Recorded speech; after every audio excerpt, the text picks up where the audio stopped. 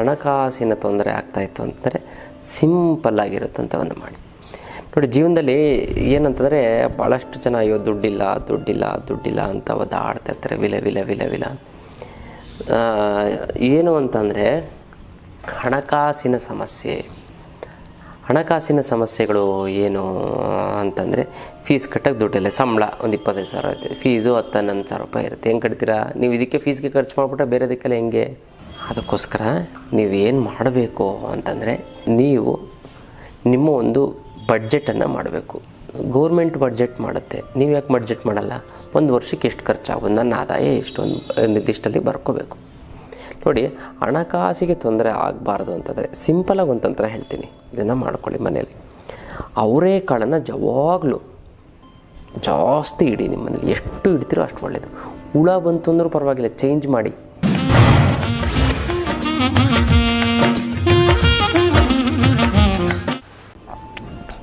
ಜೈ ಭಗವಾನ್. ಎಲ್ಲರಿಗೂ ನಮಸ್ಕಾರ. ಮಹಾದೇವಿ ಚದ್ಮಿಷ್ಟಪತ್ತಿ ಮಹಿ ತನ್ನ ಐಶ್ವರ್ಯಲಕ್ಷ್ಮಿ ಯುಕ್ತಿರ್ತೀರಿ. ನಮಸ್ಕಾರ. ಇವತ್ತೊಂದು ವಿಶೇಷ ಸಂಚಿಕೆಯಲ್ಲಿ ಅನೇಕ ವಿಚಾರಗಳನ್ನು ನಾವು ತಿಳ್ಕೊಳ್ಳೋಣ. ಮೊದಲನೇದಾಗಿ ಮುದ್ರೆಗಳು. ಯಾವ ಒಂದು ಮುದ್ರೆ ಮಾಡಿದ್ರೆ ಏನು ಅನುಕೂಲ ಆಗುತ್ತೆ ಅಂತ ನಾವು ನೋಡೋದಿದ್ದರೆ,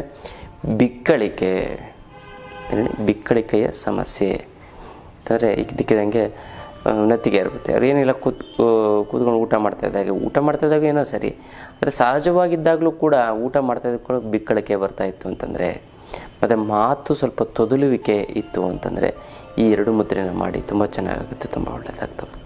ಯಾವ ಒಂದು ಮುದ್ರೆ ಅಂತ ನಾವು ನೋಡೋದಾಯಿತು ಅಂತಂದರೆ, ಅಪಾನ ಮುದ್ರೆ. ಹೆಬ್ಬೆರಳು ಪ್ಲಸ್ ಮಧ್ಯದ ಬೆರಳು ಪ್ಲಸ್ ಉಂಗುರದ ತೋರ್ಬೆರಳು ಕಿರುಬೆರಳನ್ನು ನೇರವಾಗಿರುವಂತೆ ಎಚ್ಚರ ವಹಿಸಿ ಇದನ್ನು 15 ನಿಮಿಷಗಳ ಕಾಲ ಮಾಡಿ. ಇದೆಲ್ಲ ಬಿಕ್ಕಳಿಕೆ ಅನ್ನೋಂಥದ್ದು ಸಂಪೂರ್ಣವಾಗಿ ಹೊರಟು ಹೋಗುತ್ತದೆ. ಇದು ಮತ್ತು ಹೃದಯ ಮುದ್ರೆ. ಹೃದಯ ಮುದ್ರೆ ಅಂದರೆ ತೋರ್ಬೆರಳನ್ನು ಮಾಡಿಸ್ಬೇಕು, ಹೆಬ್ಬೆರಳು ಪ್ಲಸ್ ಮಧ್ಯದ ಬೆರಳು ಪ್ಲಸ್ ಉಂಗುರದ ಕಿರುಬೆರಳನ್ನು ನೇರವಾಗಿರುವಂತೆ ಎಚ್ಚರ ವಹಿಸಬೇಕು. ಇದನ್ನು 20 ನಿಮಿಷಗಳ ಕಾಲ ಮಾಡಿ. ಅಪಾನ ಮುದ್ರೆಯಿಂದ 15 ನಿಮಿಷ, ಹೃದಯ ಮುದ್ರೆಯನ್ನು 20 ನಿಮಿಷಗಳ ಕಾಲ ಮಾಡಿ. ಬಿಕ್ಕಳಿಕೆ ಸಮಸ್ಯೆ ಅನ್ನೋಂಥದ್ದು ನಿಮಗೆ ಇರೋದೇ ಇಲ್ಲ, ಗೊತ್ತಲ್ಲ. ಇದು ವಿಶೇಷವಾದಂಥ ಒಂದು ಮುದ್ರೆಯ ವಿಚಾರ. ಇನ್ನು ಜೀವನದಲ್ಲಿ ಸಂತೋಷವಾಗಿರಬೇಕು. ನೋಡಿ, 24 ಅವರ್ಸು ನೀವು ಸಂತೋಷವಾಗಿರಬೇಕು, ಖುಷಿಯಾಗಿರಬೇಕು, ಆನಂದವಾಗಿರಬೇಕು, ನೆಮ್ಮದಿಯಾಗಿರಬೇಕು. ನೀವು ಬಂದಿರುವಂಥದ್ದು ದುಃಖ ಪಡೋದಕ್ಕಲ್ಲ, ಕಷ್ಟಪಡೋದಕ್ಕಲ್ಲ, ಸುಖವಾಗಿ ಇರೋದಕ್ಕೆ, ಅದಲ್ಲ. ಯಾವುದರಲ್ಲಿ ಸುಖ? ಗುರುಗಳೇ ಬೆಳಗ್ಗೆ ಎದ್ದ ತಕ್ಷಣ ಅಡುಗೆ ಮಾಡಬೇಕು, ಎಷ್ಟು ಕಷ್ಟ ಗೊತ್ತಾ ಅಂತ ಹೆಣ್ಮಕ್ಳು ಹೇಳ್ತಾರೆ. ಅಡುಗೆ ಮಾಡೋವಂಥದ್ದು ನಿಮ್ಮ ಕೆಲಸ. ಹಂಗಾರೆ ಬೆಳಗ್ಗೆ ಎದ್ದ ತಕ್ಷಣ ಸ್ನಾನ ಮಾಡೋದು ಎಷ್ಟು ಕಷ್ಟ ಗೊತ್ತಾ ಅಂತ ಅನ್ಬೋದು. ಬೆಳಗ್ಗೆ ಎದ್ದ ತಕ್ಷಣ ಲೂಜು ತುಂಬ ಕಷ್ಟ. ಬೆಳಗ್ಗೆ ಎದ್ದ ತಕ್ಷಣ ನೇಚರ್ ಕಾಲ್ ನಂಬರ್ 1, 2 ಹೋಗೋದು ಕೂಡ ಕಷ್ಟ.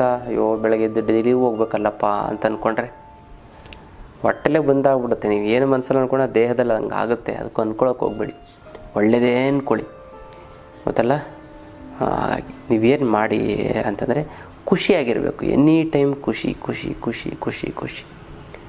ಸಾಧುಕೋಕಿಲ್ಲ ಒಂದು ಮಾತು ಹೇಳ್ತಾರೆ ಇಂಟರ್ವ್ಯೂಲ್ಲಿ, ನೀವು ಯಾರು ಹುಷಾರು ತಪ್ಪಿದ್ದಾಗ ಜೀವನದಲ್ಲಿ ಹುಷಾರು ತಪ್ಪ ಹೋಗಿ ನೋಡಲ್ವಂತೆ ಅಥವಾ ಯಾರೋ ಸತ್ತಾಗ ಹೋಗಿ ನೋಡಲ್ವಂತೆ. ಯಾಕಂದರೆ ಆ ನೆನಪುಗಳು ಹೋಗಿದ್ದವರು ಹೋಗಿದ್ರು, ಇವ್ರು ಹೋಗೋದ್ರಿಂದ ಏನೂ ಪ್ರಯೋಜನ ಆಗಲ್ಲ ಅಲ್ವಾ. ಅವ್ರೇನೋ ಸಹಾಯ ಕೇಳಿದ್ರೆ ಹೋಗ್ಬೋದು ಅಥವಾ ಕಳಿಸ್ಬೋದು. ಹೋಯ್ತು ಅಂತಂದರೆ ಆ ವ್ಯಕ್ತಿ ನೋಡಿ ತುಂಬ ಬೇಜಾರಾಯ್ತು ಅಂದ್ಕೊಳ್ಳೋ ಅಂತ ಹೇಳ್ತಿದ್ದೆ. ಏನಕ್ಕಪ್ಪ ಅಂದರೆ ನನ್ನ ಫ್ರೆಂಡು ತುಂಬ ಕ್ಲೋಸ್ ಆಗಿದ್ದು, ಒಟ್ಟಿಗೆ ಆಡ್ಕೊಂಡು ಬೆಳೆದ್ವಿ. ಇವಾಗ ಅವನು ಐಸೂಲಿ ಒಲೆವಿಲವೆಂದ ಜೀವನ ಮರಣ ಜೊತೆ ಓಡಾಡ್ತಾ ಇದ್ದಾನೆ, ವಿಲ ಅಂತ ಒದ್ದಾಡ್ತಾ ಇದ್ದಾನೆ. ಮೂಗಿಗೆ ಕೈಗೆ ಕಾಲಿಗೆಲ್ಲ ಪೈಪ್ಗಳಾಕ್ಬಿಟ್ಟಿದ್ದಾರೆ, ನೋಡೋಕ್ಕಾಗ್ತಾಯಿಲ್ಲ ಅಂದ್ಕೊಳ್ಳೋ ಅಂತ ಆಳ್ತಾ ಇದ್ದ ಮತ್ತೆಲ್ಲ. ಆಮೇಲೆ ಒಂದಿನ 2ನೇ ದಿನ ಅದು ಸಾವಾಯಿತು, ಓದು ನೋಡ್ಕೊಂಡು ಒಂದು 11 ದಿನ ಆಯಿತು, ಮರೆತುಬಿಟ್ರು, ಸುಮ್ಮನೆ ಆಗ್ಬಿಟ್ರು. ಆದರೆ ಅದೇ ಫ್ರೆಂಡ್ ಜೀವಂತವಾಗಿತ್ತು ಅಂತಂದರೆ ಡೈಲಿ ಹೋಗಿ ಮೀಟ್ ಮಾಡಲ್ಲ, ವರ್ಷಕ್ಕೋ 6 ತಿಂಗಳು ಒಂದ್ಸರಿ ಫೋನ್ ಮಾಡಿದ್ರೆ ಹೆಚ್ಚು. ಜೀವನದಲ್ಲಿ ಫೋನ್ ಮಾಡಿ ಕಾಲ್ ಮಾಡಿ ಚೆನ್ನಾಗಿದೆಯಾ ಅಂತೇನು ವಿಚಾರಿಸೋದು ಎಷ್ಟು. ಅಂದರೆ ಎಲ್ಲೋ ಒಂದು ಕಡೆ ಚೆನ್ನಾಗಿದ್ದಾನೆ ಅಂತ ಅಂದ್ಕೊಂಡು ಇವರು ಸಂತೋಷವಾಗಿರಿ. ಯಾವಾಗ ವ್ಯಕ್ತಿ ಸತ್ತಾಗ ಹೋಗಿ ನೋಡ್ಕೊಬಿಡ್ದು, ಮನಸ್ಸಿಂದ ಸಾಯಿಸ್ಬಿಡಿ, ಸತ್ತೋದ ಅಂತ. ಆದರೆ ಸತ್ತಿರೋಂಥ ವ್ಯಕ್ತಿ ಕೂಡ ಜೀವಂತವಾಗಿರಬೇಕು ಅಂತಂದಾಗ ಅದನ್ನು ನೋಡೋಕ್ಕೆ ಹೋಗಬಾರ್ದು ಅಂತ ಹೇಳ್ತಾರೆ ಸಾಧಕರು. ಕರೆಕ್ಟು ಅಂತ ಅನ್ನಿಸ್ತು ನನಗೆ. ಈಗ ನಿಮ್ಗೆ ಹುಷಾರಿಲ್ದಾಗ ಬಂದು ನೋಡಿ, ನಾವು ಬೇಡ, ಯಾರೂ ಬರೋದು ಬೇಕಾಗಿಲ್ಲ, ನಮ್ಮ ಮನೆಯವ್ರು ಇರ್ತಾರೆ, ನೋಡ್ಕೋತಾರೆ, ಇದು ಬೇಕಾಗಿಲ್ಲ ನಾನು ಅಂತ ಅಂತಲ್ಲ. ಅದಕ್ಕೋಸ್ಕರ ಒಂದೊಂದು ಮನೆ ನರಳ್ತಾ ಇರ್ತಾರೆ. ಇನ್ನು ಕೆಲವ್ರು ಏನು ಗೊತ್ತಾ, ಒಂದು ಸಂಪ್ರದಾಯ ಮಾಡಿಬಿಟ್ಟಿದ್ದಾರೆ, ಹುಷಾರಿಲ್ಲ ಅಂತಂದು ಯಾರಿಗಾರು ಹುಷಾರು ಅಡ್ಮಿಟ್ ಆಯ್ತು ಎಲ್ಲರೂ ಬಂದು ನೋಡಬೇಕು. ನೋಡ್ಬಿಟ್ಟು ಅಯ್ಯೋ ಏನು ಗೊತ್ತಾ, ಎಲ್ಲರೂ ಒಂದೇ ಥರ ಇಲ್ಲ. ಒಂದು ಯಾರೋ ಹುಷಾರು ತಪ್ಪ ಅಡ್ಮಿಟ್ ಆಗಿತ್ತು ಹಾಸ್ಪಿಟ್ಲಲ್ಲಿ ಅಂತಂದರೆ ಇವ್ರು ಹೋಗ್ಬಿಡ್ತಾರೆ, ಹಣ್ಣು ಗಿಣ್ಣೆಲ್ಲ ತೊಗೊಂಡು ಹೊರಟೋಗ್ಬಿಟ್ಟು ಕೆಲವು ಹಂಗೆ ಕೈ ಬೀಸ್ಕೊಂಡು ಹೋಗ್ತಾರೆ. ಅದು ಅವ್ರಿಷ್ಟ ಬೀಸ್ಕೊಂಡು ಹೋಗ್ತಾರೆ. ನೋಡ್ಬಿಟ್ಟು ಹುಷಾರಾಗಿದ್ದೀರಾ, ಏನೂ ಆಗಲ್ಲ ಬಿಡಿ, ಇದೆಲ್ಲ ಕಾಮನ್ ಆಗಿದೆ, ಅವ್ರಿಗೆ ಹಂಗಾಗಿತ್ತು, ಇವ್ರಿಗೆ ಹಂಗಾಯಿತು, ಎಲ್ಲರಿಗೂ ಹಂಗಾಯಿತು, ನಿಮ್ಮದು ಸರಿ ಹೋಗುತ್ತೆ ಬಿಡಿ ಅಂತ ಅಂದ್ಬಿಟ್ಟು ಬಂದೆ. ಸರಿ ಹೌದಾ, ನಿಮ್ಗೆ ಆಯ್ತಾ, ಇದ್ಯಾಕೆ ಬಂತು ನಿಮಗೆ ಇಂಥ ದರಿದ್ರ? ಓಹೋ ಅಷ್ಟೇ, ಅಯ್ಯೋ ನಮ್ಮ ಪಕ್ಕದ ಮೇಲೆ ಹಿಂಗೆ ಆಯಿತು, ಅವ್ನು 3 ದಿನಕ್ಕೆ ಸತ್ತೋಗ್ಬಿಟ್ಟ ಅಂದ ತಕ್ಷಣ ಇವ್ರಿಗೆ ಎಷ್ಟು ಬೇಜಾರಾಗುತ್ತೆ ನೋಡಿ. ಒಂದೊಂದು ಬರೋರು ನಮ್ಮ ಮನೇಲಿ ಮನೆಗೆ ಡಿಸ್ಚಾರ್ಜ್ ಮಾಡಿಕೊಂಡು ಒಂದು 70 ವರ್ಷದ ಅವರು ಏಜ್ ಆಗಿರೋ ಕರ್ಕೊಂಡೋದ್ರು. ಮನೆಯವರೆಲ್ಲ ರಿಲೇಷನ್ ಎಲ್ಲ ಬಂದು 3 ದಿನ ಇದ್ದು ಪಾಪ ಆ ಪೇಷಂಟ್ ನೋಡೋಕ್ಕೆ ಬಂದು ಇವ್ರಿಗೆ ಊಟ ತಿಂಡಿ ವ್ಯವಸ್ಥೆ, ಪಾಪ ಅವ್ರ ಮನೆಯವರು ಪೇಷಂಟ್ನೇ ನೋಡ್ತಾರೆ, ಅವ್ರನ್ನೇ ನೋಡ್ತಾರೆ, ಎಲ್ಲ ಬರೋದು ನೋಡೋದು. ಹಿಂಗಾಗೋಯ್ತಾ, ಅಯ್ಯೋ ಪಾಪ ನಿಮ್ಗೆ ಹಿಂಗಾಗಬಾರ್ದಿತ್ತು, ಅಯ್ಯೋ ಪಾಪ ಯಾವ ಜನ್ಮದಲ್ಲಿ ಏನು ಕರ್ಮ ಮಾಡಿದ್ರೋ ಏನೋ ಹಿಂಗಾಗೋಯ್ತು ಅಂತೆಲ್ಲ ಏನಾರು ಅಂತಾರೆ. ಮೆಲ್ಲಗೆ ಏನೋ ಒಂದು ನೆಗೆಟಿವ್ ಮಾತಾಡ್ಬಿಡುತ್ತೆ, ಅದು ಮನಸ್ಸಿಗೆ ಉಟ್ಕೊಂಡು ಪೇಷಂಟ್ಗೆ ಎಷ್ಟು ತೊಂದರೆ ಆಗುತ್ತೆ ಗೊತ್ತಾ. ಅದಕ್ಕೆ ಯಾವುದೇ ಕಾರಣಕ್ಕೂ ಫೋನಲ್ಲಿ ವಿಚಾರಿಸ್ಕೊಳ್ಳಿ. ಮತ್ತು ಪೇಷಂಟ್ಗಳಿತ್ತು ಅಂತಂದರೆ ಯಾವುದೇ ಕಾರಣಕ್ಕೂ ನಿಮಗೇನು ಸಹಾಯ ಬೇಕಾ ಹೇಳಿ, ನಾನು ಮಾಡ್ತೀನಿ ಅಂತ ಅವರಾಗಿದ್ದವ್ರು ಕೇಳಿದ್ರೆ ಮಾಡಿ. ನೀವಾಗಿದ್ದು ಹೋಗಿ ನೋಡೋದು ಮತ್ತು ಏನೋ ಒಂದು ಅವ್ರಿಗೆ ಬೇಜಾರಾಗೋದು. ಅವರು ಖುಷಿಯಾಗಿ ನಿಮ್ಮ ಜೊತೆ ಇರ್ತಾರೆ, ಖುಷಿಯಾಗಿ ಆನಂದವಾಗಿ ನಿಮ್ಮ ಜೊತೆ ಇರ್ತಾರೆ.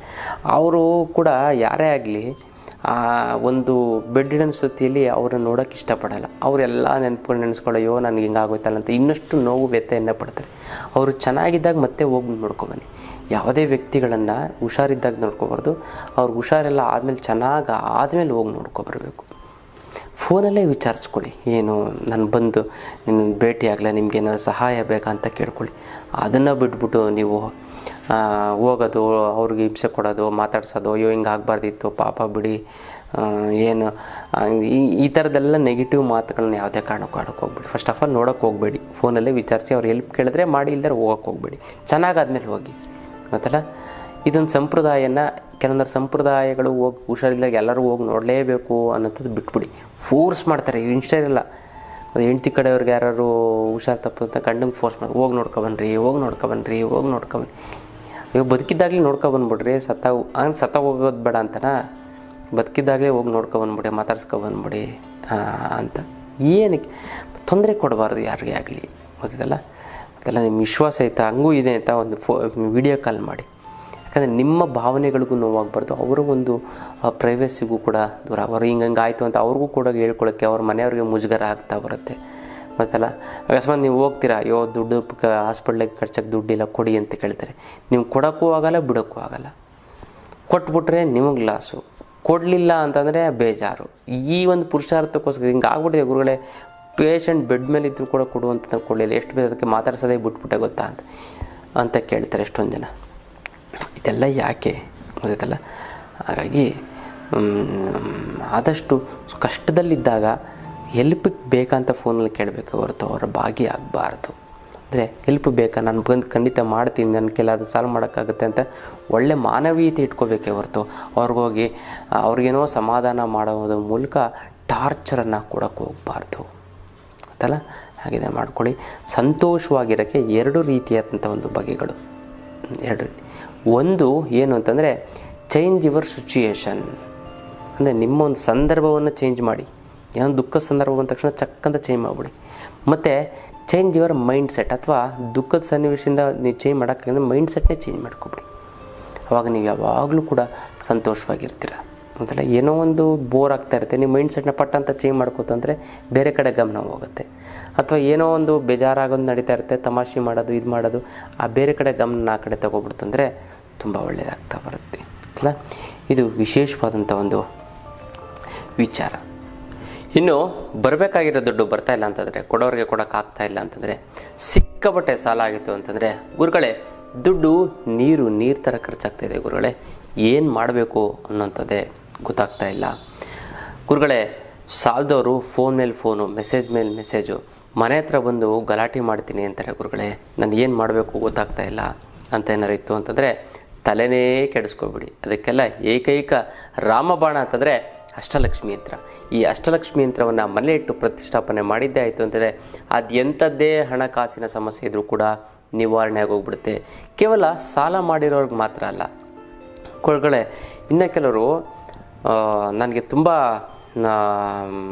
ಸಾಲ ಪಾಲ ಏನೂ ಇಲ್ಲ ಗುರುಗಳೇ, ಬಟ್ ಊಟ ತಿಂಡಿ ಬಟ್ಟೆಗೆ ಏನು ತೊಂದರೆ ಇಲ್ಲ ಗುರುಗಳೇ, ಏನು ಸ್ಯಾಲ್ರಿ ಬರ್ತಾಯಿದೆ, ಬಟ್ ಆದರೆ ಒಂದು ಸೈಟ್ ತೊಗೊಳಕ್ಕಾಗ್ತಾಯಿಲ್ಲ, ಒಂದು ಮನೆ ಕಟ್ಟೋಕ್ಕಾಗ್ತಾಯಿಲ್ಲ ಗುರುಗಳೇ. ಮಕ್ಕಳಿಗೆ ಮದುವೆ ಮಾಡಬೇಕು, ಮಕ್ಕಳನ್ನ ಓದಿಸ್ಬೇಕು, MBA 7-8 ಲಕ್ಷ ರೂಪಾಯಿ ಖರ್ಚಾಗುತ್ತೆ, ಅದು ಇದು ಮಾಡಬೇಕು ಅಂತಾರೆ, ಆಗ್ತಾಯಿಲ್ಲ ಗುರುಗಳೇ. ಮಕ್ಕಳಿಗೆ ಮದುವೆ ಮಾಡಬೇಕು, 15-20 ಲಕ್ಷ ರೂಪಾಯಿ ಖರ್ಚಾಗುತ್ತೆ ಗುರುಗಳೇ, ಏನು ಮಾಡೋದು, ದುಡ್ಡಿಲ್ಲ, ಬಟ್ ಊಟ ತಿಂಡಿಗೆ ಏನು ತೊಂದರೆ ಇಲ್ಲ ಗುರುಗಳೇ ಅಂತ ಹೇಳ್ತಾರೆ. ಏನು ಮಾಡೋದು ಗುರುಗಳೇ ಅಂತಾರೆ. ಇನ್ನು ಕೆಲವರು ಗುರುಗಳೇ, ನಮ್ಮ ಫ್ರೆಂಡ್ಸ್ ರಿಲೇಟಿವ್ಸ್ ಎಲ್ಲ ಫಾರಿನ್ ಟೂರು ಮತ್ತು ಒಡವೆಗಳೆಲ್ಲ ಹಾಕ್ಕೊಂಡು ಕಾರು ಗಿರು ಅಂತೆಲ್ಲ ತುಂಬ ಜೋರಾಗಿದ್ದಾರೆ ಗುರುಗಳೇ.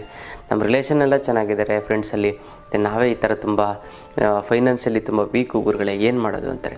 ತಲೆನೇ ಕೆಡಿಸ್ಕೋಬೇಡಿ, ಅದಕ್ಕೂ ಕೂಡ ಏಕೈಕ ರಾಮಬಾಣ ಅಂದರೆ ಅಷ್ಟಲಕ್ಷ್ಮಿ ಯಂತ್ರ ಗೊತ್ತಲ್ಲ. ಇದುವರೆಗೂ ಆ ಥರ ಯಾರ್ಯಾರು ಅಷ್ಟಲಕ್ಷ್ಮಿ ಯಂತ್ರ ತೆಗೆದುಕೊಂಡಿದ್ರೋ ಅವ್ರು ಇದುವರೆಗೂ ಯಾವುದೇ ಕಾರಣಕ್ಕೂ ಕೂಡ ಜೀವನದಲ್ಲಿ ಹಣಕಾಸಿನ ಸಮಸ್ಯೆಯನ್ನು ಅನುಭವಿಸೇ ಇಲ್ಲ. 100ಕ್ಕೆ ಒಂದು 2-3 ಜನ ಬಿಟ್ಟರೆ ಇನ್ನು 97-98 ಜನಕ್ಕೆ ತುಂಬ ಚೆನ್ನಾಗಾಗಿದೆ, ಆಗುತ್ತೆ, ಹಿಂದೆ ಆಗಿತ್ತು, ಈಗಲೂ ಕೂಡ ಆಗಿದೆ, ಇನ್ನು ಮುಂದಕ್ಕೂ ಕೂಡ ಆಗುತ್ತೆ. ಅಷ್ಟು ಒಂದು ಪವರ್ಫುಲ್ ಆಗಿರೋಂಥ ಯಂತ್ರ ನಾನು ನಿಮಗೆ ಕೊಡ್ತಾ ಇರೋಂಥದ್ದು. ಖಂಡಿತವಾಗ್ಲೂ ಕೂಡ ಖುದ್ದು ನನ್ನ ಭೇಟಿಯಾಗಿ ತೆಗೆದುಕೊಂಡೋಗಿ, ಇದನ್ನು ಕೊರಿಯಲ್ಲಿ ಕಳಿಸೋದಕ್ಕಾಗೋದಿಲ್ಲ, ನೇರವಾಗಿ ಬಂದು ಖುದ್ದು ನನ್ನ ಭೇಟಿಯಾಗಿ ತೆಗೆದುಕೊಂಡೋಗಿ ಅಥವಾ ನಿಮ್ಮ ಕಡೆಯವ್ರನ್ನ ಯಾರು ಕಳಿಸಿ ಗೊತ್ತಲ್ಲ ಅದನ್ನು ಕೊಡಿ. ಇದಕ್ಕೆ ಮುಟ್ಟು ಕಟ್ಟು ಚಟ್ಟು ಮಡಿ ಮೇಲ್ಗೆ ಸೂತ್ಕ ಗಿತ್ಕ ವೆಜ್ಜು ನಾನ್ ವೆಜ್ಜು ಜಾತಿ ಗೀತಿ ದಿಕ್ಕು ಗಿಕ್ಕು ಆ ಥರದ್ದು ಏನೂ ಇಲ್ಲ ಗೊತ್ತಲ್ಲ. ಇಟ್ಟರೆ ಸಾಗೋ ಕೆಲಸ ಆಗುತ್ತೆ, ದೇವ್ರ ಮನೆಲ್ಲಾರು ಇಡ್ಬೋದು, ಬೀರನ್ನೆಲ್ಲಾರು ಇಡ್ಬೋದು, ಪ್ರತಿದಿನ ಪೂಜೆ ಮಾಡಲೇಬೇಕು ಅಂತ ಕಂಡೀಷನ್ನು ಏನೂ ಕೂಡ ಇಲ್ಲ. ಭಾಳಷ್ಟು ಜನ ಹೇಳ್ತಾರೆ ಗುರುಗಳೇ ತೊಗೋಬೇಕು ಅಂತ ಆಸೆ ಗುರುಗಳೇ, ತೊಗೊಳಕ್ಕೆ ಆಗ್ತಾಯಿಲ್ಲ. 10 ಬಾರಿ ಸ್ಟ್ರಾಂಗಾಗಿ ಸಂಕಲ್ಪ ಮಾಡಿ, ಹೆಂಗೋ ನಿಮ್ಮ ಮನೆಗೆ ಅಷ್ಟಲಕ್ಷ್ಮಿ ಯಂತ್ರ ಬರುತ್ತೆ, ನೀವಾಗಿದ್ದು ನೀವು ಬಂದು ತೆಗೆದುಕೊಂಡು ಹೋಗ್ತೀರ. ಅಷ್ಟು ಪವರ್ಫುಲ್ ಇದೆ ಅಷ್ಟಲಕ್ಷ್ಮಿ ಯಂತ್ರ. ಕರ್ಮ ಕಳೆದಿದ್ದರೆ ಮಾತ್ರ ತೊಗೋದಕ್ಕಾಗೋದು. ಎಲ್ಲರೂ ಕೂಡ ಎಷ್ಟೋ ಜನ ಆಫೀಸ್ ಹತ್ರ ಬಂದು ಆಶ್ರಮಕ್ಕೆ ಬಂದು ಹಾಗೆ ಕೇಳ್ಕೊಂಡು ವಾಪಸ್ ಹೊಟ್ಟೋಗ್ಬಿಟ್ಟಿದ್ದಾರೆ. ಇನ್ನು ಕೆಲವ್ರಿಗೆ ಹೇಳ್ತಾರೆ ತಗೋಬಾ ಅಂತ, ಅಯ್ಯೋ ಗುರುಗಳು ಸಿಕ್ಕಿಲ್ಲ, ಹಂಗೆ ಸಿಕ್ಕಿಲ್ಲ, ಹಿಂಗೆ ಸಿಕ್ಕಿಲ್ಲ, ಲೇಟ್ ಆಗೋಯ್ತು ಅಂತ ಏನೋ ಒಂದು ಸುಳ್ಳು ಹೇಳಿ ಬಂದುಬಿಡ್ತಾರೆ. ಇಲ್ಲ, ಒಳ್ಳೆ ವ್ಯಕ್ತಿಗಳನ್ನ ಕಳಿಸಿ, ಗೊತ್ತಲ್ಲಿ ನೀವು ಬರೋಕ್ಕಾಗಿಲ್ಲ ಅಂತ ನೀವೇ ಖುದ್ದಾಗಿ ಬಂದು ಭೇಟಿಯಾಗಿ ತೆಗೆದುಕೊಂಡೋಗಿ ನಿಮ್ಮ ಸಮಸ್ಯೆಗಳು ಎಲ್ಲವೂ ಕೂಡ 100ಕ್ಕೆ, ಅದರಲ್ಲಿ ಎಸ್ಪೆಷಲಿ 100ಕ್ಕೆ 100% ಬಗೆಹರದೇ ಹರಿಯುತ್ತೆ ಅಲ್ಲ. ಮಿಕ್ಕಿದವರೆಲ್ಲರಿಗೂ ಕೂಡ ಚೆನ್ನಾಗಾಗುತ್ತೆ. ಆ ಒಂದು ಅಷ್ಟಲಕ್ಷ್ಮಿ ಅಂತ ತೆಗೆದುಕೊಂಡವ್ರಿಗೆ ಮಾತ್ರ ಅದೃಷ್ಟ ನೀವು ಹುಡ್ಕೊಂಡೋಗಲ್ಲ, ಅದೇ ನಿಮಗೆ ಬರುತ್ತೆ. ಯಾವುದೋ ರೀತಿಯಿಂದ ನಿಮಗೆ ಹಣಕಾಸಿನ ಒಂದು ಸಮಸ್ಯೆ ಬಗೆಹರದೇ ಇರುತ್ತೆ, ಇದಕ್ಕೆ ಗ್ಯಾರಂಟಿ ನಾನು ಕೊಡ್ತೀನಿ ಗೊತ್ತಲ್ಲ. ತುಂಬ ಜನಕ್ಕಾಗಿದೆ ಗೊತ್ತಲ್ಲ.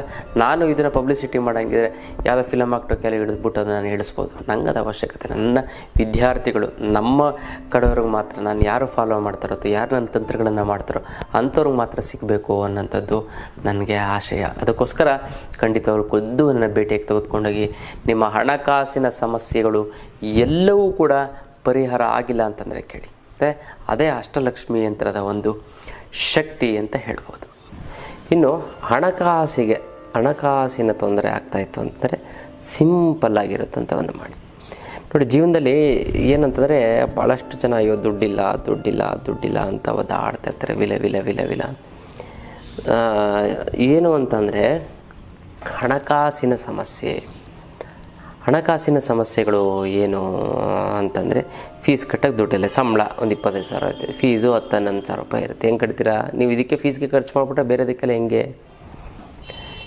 ಅದಕ್ಕೋಸ್ಕರ ನೀವು ಏನು ಮಾಡಬೇಕು ಅಂತಂದರೆ, ನೀವು ಯಾವುದೇ ಕಾರಣಕ್ಕೂ ನೀವು ನಿಮ್ಮ ಒಂದು ಬಡ್ಜೆಟನ್ನು ಮಾಡಬೇಕು.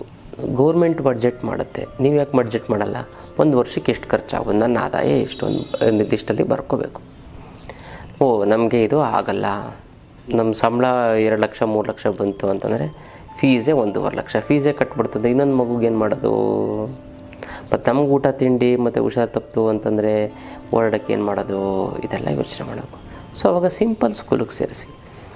ನೀವು ಎಂಥ ಗ್ರೇಟ್ ಸ್ಕೂಲಲ್ಲೂ ಕರೆಸಿದ್ರು ಭಾಳಷ್ಟು ಚೆನ್ನಾಗಿ ಕೇಳ್ತಾಯಿದ್ರು, ಗುರುಗಳೇ ಒಳ್ಳೆ ಎಜುಕೇಷನ್, ನೀವೇನು ಒಳ್ಳೆ ಕಾಸ್ಟ್ಲಿ ಸ್ಕೂಲ್ ಕೊಟ್ಬಿಟ್ರೆ ಒಳ್ಳೆ ಎಜುಕೇಷನ್ನ?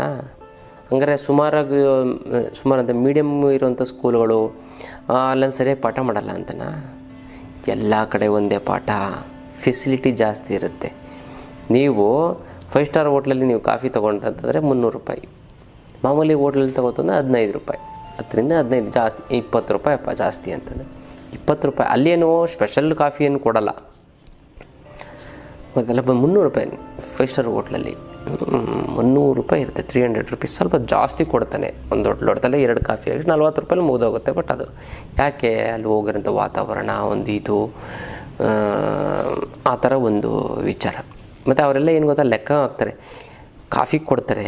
ಎಷ್ಟೊಂದು ಜನ ಏನು ಮಾಡ್ತಾರೆ, ಬಿಸ್ನೆಸ್ ಮೀಟಿಂಗ್ ಮಾಡೋಕ್ಕೆ ಹೋಗ್ತಾರೆ ಕಾಫಿಗೆ, ಒಂದು ಅರ್ಧ ಗಂಟೆ ಮಾತಾಡೋದಕ್ಕೆ. ಗೊತ್ತೈತಲ್ಲ, ಅದು ಏನಾದ್ರು ಒಂದು ಆರ್ಡ್ರು ಮಾಡ್ತಾರೆ, ಗಂಟೆಗಟ್ಟಲೆ ಮಾತಾಡ್ತಾರೆ. ಅದು ಗೊತ್ತಿರುತ್ತೆ, ಅದಕ್ಕೋಸ್ಕರ ಅದು ಚಾರ್ಜಸ್ಸು. ನಾನು ಒಬ್ಬರು 5 ಸ್ಟಾರ್ ಹೋಟ್ಲ್ ಇಟ್ಟಿದ್ದೆ, ಅವ್ರು ಕೇಳಿದೆ, ನಮ್ಮ ಸ್ಟೂಡೆಂಟೇ ಅವರು, ಚಿಕ್ಕ ಹೋಟ್ಲ್ ಇಟ್ಟರು. ನಮ್ಮ ಅಷ್ಟಲಕ್ಷ್ಮಿ ಅಂತ ತೆಗೆದುಕೊಂಡು ದೊಡ್ಡ 5 ಸ್ಟಾರ್ ಹೋಟ್ಲ್ ಇಟ್ಬಿಟ್ಟು ಕರೆದ್ರು ನಮಗೆ ಇದಕ್ಕೆ. ನಾನು ಹೋಗೋಕ್ಕಾಗಿಲ್ಲ. ಆಮೇಲೆ ಸುಮಾರು ದಿನ ಆದಮೇಲೆ ಹೋದೆ, ಎಲ್ಲ ಇದು ಮೆನು ಎಲ್ಲ ನೋಡ್ತು ಅಂದರೆ ಒಂದು ಕಾಫಿ ಇದು. ಮತ್ತು ಅಲ್ಲೇನಂತ ಫಾರಿನ್ ಸಿಸ್ಟಮು, ನೀವು ಇಡ್ಲಿ ಅಥವಾ ಇನ್ನೇನು ಸೌತ್ ಇಂಡಿಯನ್ ಒಂದು ಕಡೆ ಇದು, ಅದು ಕ್ಯಾಲೋರೀಸ್ ಬೇರೆ ಬರೆದಿರ್ತಾರೆ ಅದರ ಮೇಲೆ, ಇಷ್ಟು ತಿಂದರೆ ಇಷ್ಟು ಕ್ಯಾಲೋರೀಸು ಅಂತ. ಫಾರಿನಲ್ಲಿ ಅದೇ ಥರ ಒಂದು ತಗೋತು ಅಂತಂದರೆ ಅದು ರೇಟ್ ಪಕ್ಕ ಕ್ಯಾಲೋರೀಸ್ ಅಂತ ಹಾಕ್ತಾರೆ. ಅದು ಒಂಥರ ಒಳ್ಳೆಯದೇ ಇರಲಿ, ಒಂದು ಕಾಫಿನೇ. ನಾನು ತುಂಬ ಕ್ಲೋಸ್ ಅಲ್ವ, ನಮ್ಮ ಸ್ಟೂಡೆಂಟೇ ಅಲ್ವಾ, ಗುರುಗಳೇ ಎಲ್ಲ ನಿಮ್ಮಿಂದನೇ ಆಯಿತು. ನಮಗೆ ಒಂದು ಹೋಟ್ಲಲ್ಲಿದ್ವಿ, ಆಮೇಲೆ ರೆಸ್ಟೋರೆಂಟ್ ಮಾಡಿದ್ವಿ, ಆಮೇಲೆ ಹೋಮ್ ಸ್ಟೇ ಮಾಡಿದ್ವಿ, ಆಮೇಲೆ ಈ ಥರ ಎಲ್ಲ ಆಯಿತು. ಇದಕ್ಕೆಲ್ಲ ಕಾರಣ ನೀವೇ. ನಾನೇನಪ್ಪ ಕಾರಣ, ಎಲ್ಲ ನಿಮ್ಮ ಒಂದು, ನಾನೊಂದು ಗುರುವಾಗಿ ನಿಮಗೆ ಒಂದು ಗೈಡ್ ಮಾಡ್ಬೋದು ಅಥವಾ ಒಂದು ಒಳ್ಳೆ ಮಾರ್ಗ ತೋರಿಸ್ಬೋದು. ನಿಮ್ಮ ಶ್ರಮನೂ ಕೂಡ ಇದಿರುತ್ತಲ್ವ ಅಂತ ಹೇಳಿದೆ.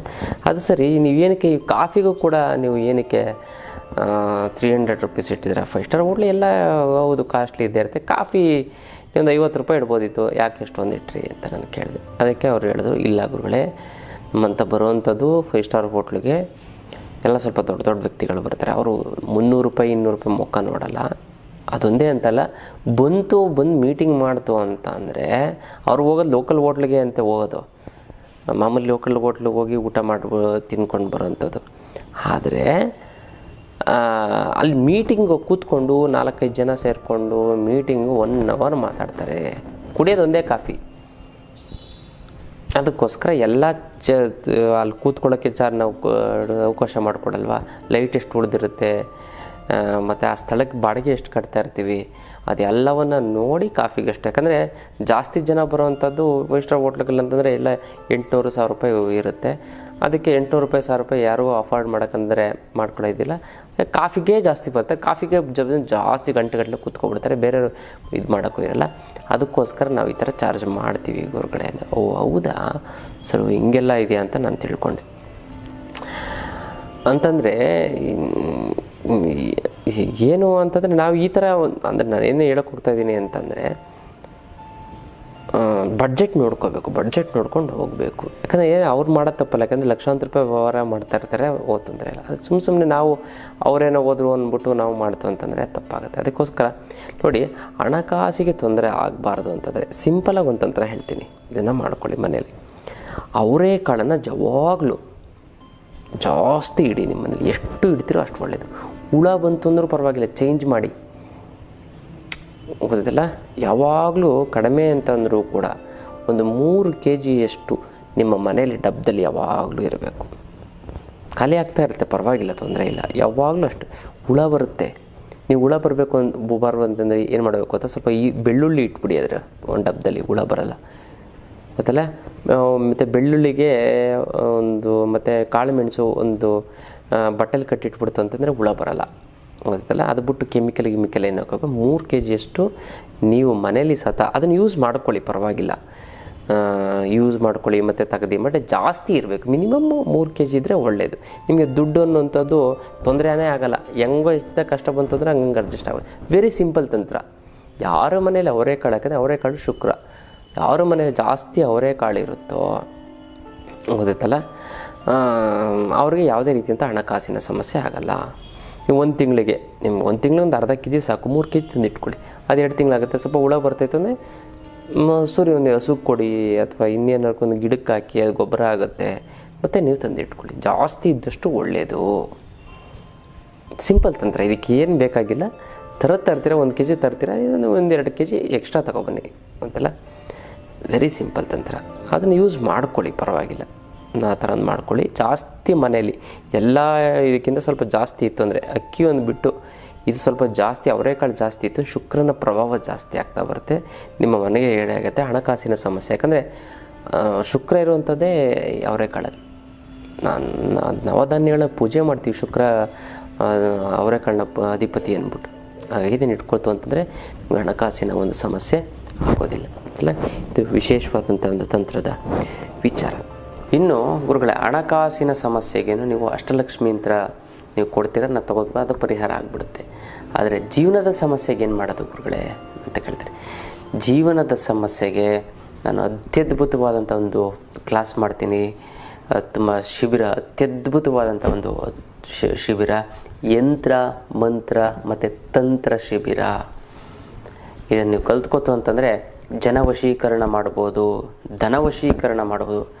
ವಶೀಕರಣ ಅಂತಂದರೆ ಬರೀ ಕೆಟ್ಟದ ಹುಡುಗಿದಲ್ಲ ವಶೀಕರಣ. ಒಬ್ಬ ಹಾಡು ಹೇಳಿ ಲಕ್ಷಾಂತರ ಜನನ ವಶೀಕರಣ ಮಾಡ್ತಾನೆ, ಒಬ್ಬ ಆ್ಯಕ್ಟಿಂಗ್ ಮಾಡಿ ಲಕ್ಷಾಂತರ ಜನನ ವಶೀಕರಣ ಮಾಡ್ತಾನೆ, ಅದರ ತನ್ನ ಟ್ಯಾಲೆಂಟನ್ನು ತೋರಿಸಿ ಲಕ್ಷಾಂತರ ಜನನ ವಶೀಕರಣ ಮಾಡ್ತಾನೆ.